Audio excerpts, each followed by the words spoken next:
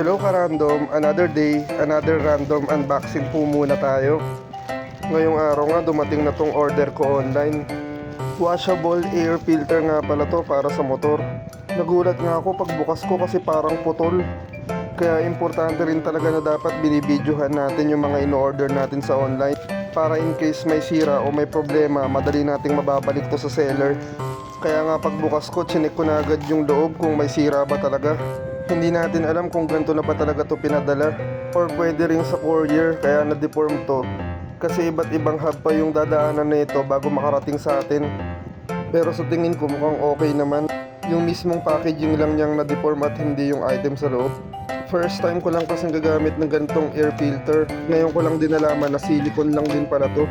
Hindi siya kagaya ng original na air filter natin na plastic yung pinaka-base niya. Kaya kahit mabaluktot siya sa biyahe, sa pagde-deliver sa atin, okay lang kasi silicone nga lang siya.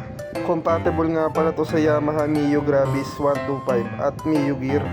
Kaya ako naghahanap ka rin ng ganitong washable air filter, ay iiwan ko na lang din dyan yung link. Hanggang dito na lang ka-random, mag-iingat po tayong lahat at maraming salamat po.